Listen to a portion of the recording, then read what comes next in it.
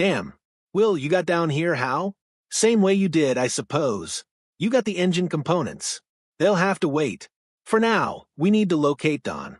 A scene has rocked the whole TV industry. Lost in Space, once hailed as a science fiction family classic, suddenly found itself caught in the eye of a hurricane of controversy due to one on-screen moment. Nobody ever could have predicted that a scene between Dr. Zachary Smith and young Will Robinson would have the power to change the fate of the whole show. Absolutely brilliant. Will, shall we provide a demonstration? I don't know, Dr. Smith. We've only done it once. I'm sure. From starry glory, the series descended into crisis. What was a beloved program soon turned into a topic of bitter controversy, leaving a mark which still persists in the hearts of the audience. In a surprise one-off, Dr. Zachary Smith and Will Robinson co-starred in an episode that has since been recalled as one of the most influential in television during the decade. Harris, playing Dr. Smith, spoke to Will using an intimate tone and language many members of the production staff went on to describe as too intimate for family TV. Jonathan Harris himself subsequently confessed, "I knew I was overacting what the script called for, but that was the only way I could really bring the character to life." The cast and crew were shocked. Nobody had ever written that scene into the script. It was Harris's decision, his artistic gamble, that had moved the plot so radically. One of the crew members later described, "As soon as that scene was shot, we knew we had a problem. It wasn't so much the emotions that were being conveyed, but the way directly it broke with the conventional standards of American TV. After that, Dr. Smith became the focus of the show, no longer simply an antagonist. His bond with Will Robinson became not only a turning point in the script, but the center of a heated debate that would not die down. One insider revealed, "We had multiple meetings to decide whether to keep or cut the scene. In the end, it aired exactly as filmed. That choice carried serious consequences." Within weeks, reactions from sponsors and executives placed CBS in an extremely difficult position. Producer Irwin Allen subsequently conceded, "I know the value of art, but I knew at this time I had just gambled something which could ruin the whole show." And indeed, from that point forward, Lost in Space went into a slide from which it never bounced back. Jonathan Harris, looking back in an interview years later, confirmed, "If I had to do it again, I would still do it that way." Dr. Smith cannot be confined. He has to be different. Those are not just a description of his unshakable artistic vision, but also of the lasting burden of that fateful moment. Bill Mumy, the actor who played Will Robinson, also spoke about the moment. "Too young at that age to quite get it, but I could distinctly sense the tension on the set. Filming every day after that was entirely different. The mood had been changed forever." Although no one came forward to admit it publicly then, the destiny of Lost in Space had already been altered. That single questionable decision to broadcast a scene proved to be the last straw, subsequently recalled by both Harris and Mumy as an unforgettable benchmark. Although Lost in Space went on with its planned shows, everyone knew that the countdown had started. Harris would later say, "We opened a door that television of that era was not ready to embrace." One thing is certain, the scene left a permanent mark. It not only shaped the fate of the show, but also became a lasting reference point whenever Dr. Smith and Will Robinson were discussed, even decades later. From that point on, it wasn't just about a character, but about Jonathan Harris himself, the man whose decisions set the world at pause and discussing. Between talent and taboo, Lost in Space's name became forever linked with Harris. Born to an immigrant family in the Bronx, Harris had long been remarkable both for his singular talent and for his insistence on defying the tight molds of television. Prior to becoming Dr. Smith, Harris had led a secure acting and television career. But with Lost in Space, he would rise to a level of power he had never before experienced. What distinguished Harris was the bold manner in which he reinvented Dr. Smith. Written originally as a hard-edged, single-dimensional villain, the character turned flamboyant, witty, unpredictable, and perilously attractive under Harris's direction. He introduced comedy flourishes, flamboyant tones, and a touch of the theatrical that rendered Dr. Smith the show's anchor, surpassing the producer's expectations. Harris never showed regret. In a subsequent interview, he said, "If Smith had only been a villain, I'd have been forgotten. I wanted Smith to live on in everyone's memory." That remark demonstrates his self-assurance and his commitment to making an artistic mark. The notorious scene put Harris in the limelight of appreciation and criticism. While some appreciated his brilliance, others blamed him for overdoing things. Yet Harris stood firm. One colleague once remarked, he knew the risks, but he never backed down. For him, Dr. Smith wasn't just a part, he was a legacy. The character continued to dominate his life.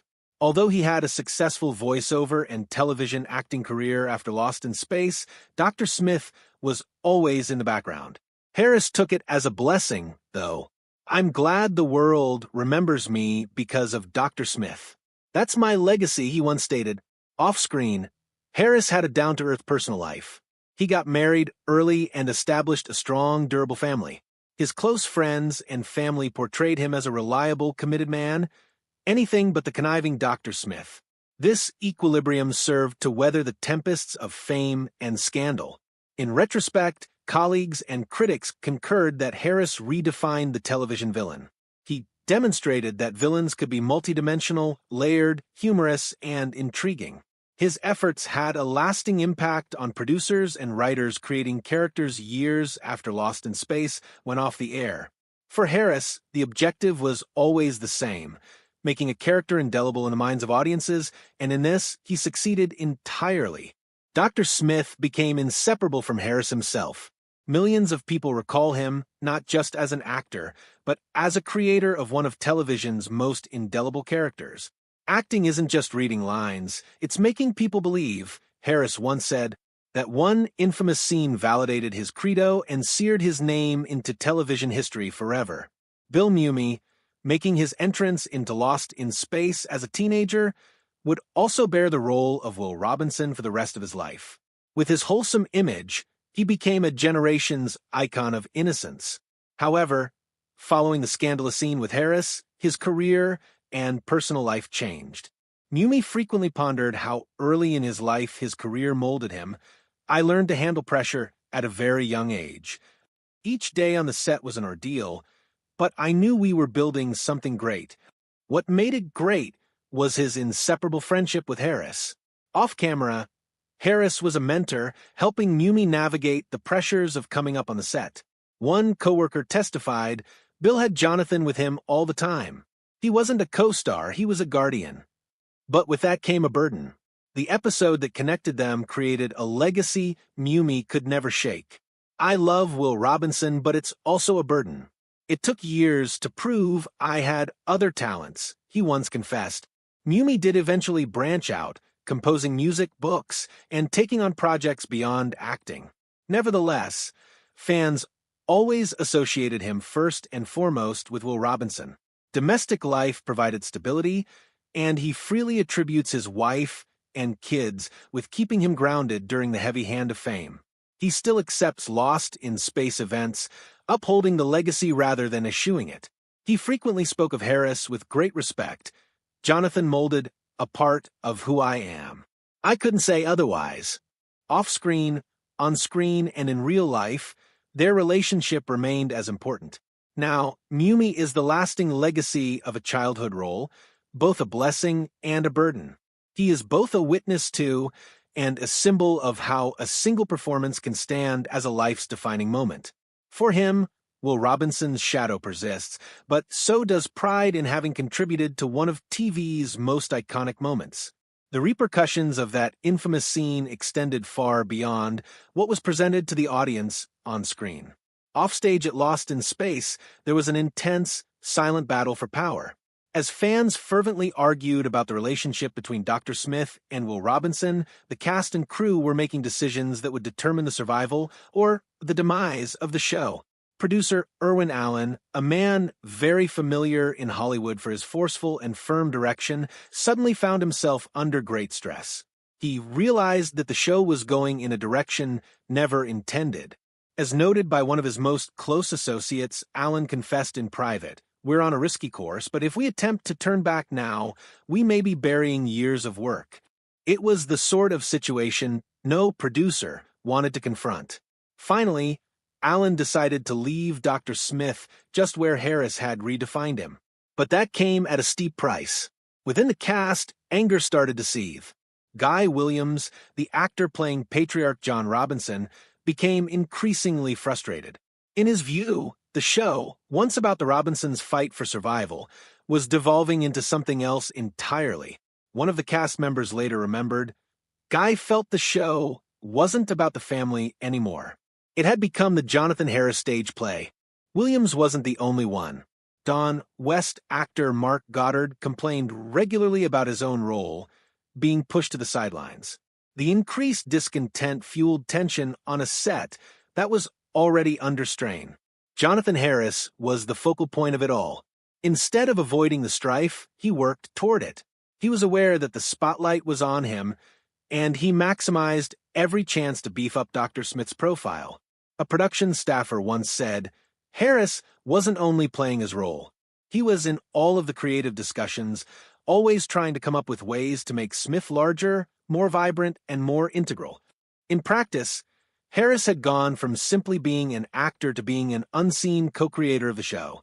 His presence reverberated throughout the scripts, tone, and direction of entire episodes.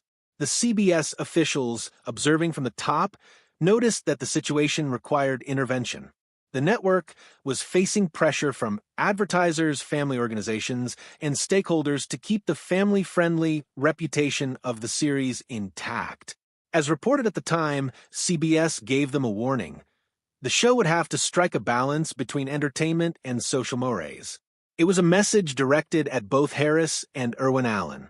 Instead of public admonishments, however, the warnings were accompanied by discreet adjustments, streamlined budgets, diminished reliance on costly visual effects, and scripts delicately cut to prevent further embarrassment. A member of the editing team later divulged, we weren't sacrificing story ideas. We were chopping pieces just to be safe. It was all about control, not creativity. Even within those boundaries, Harris would not alter his style. He kept on playing Dr. Smith in the same flamboyant, erratic fashion that had caused the tempest in the first place. His quick wit and overpowering presence kept Dr. Smith right in the middle of the show, whether CBS approved or not. In the meantime, the backstage environment deteriorated. Resentment among some cast members grew stronger. Some actors felt overshadowed, even abandoned, as if the soul of Lost in Space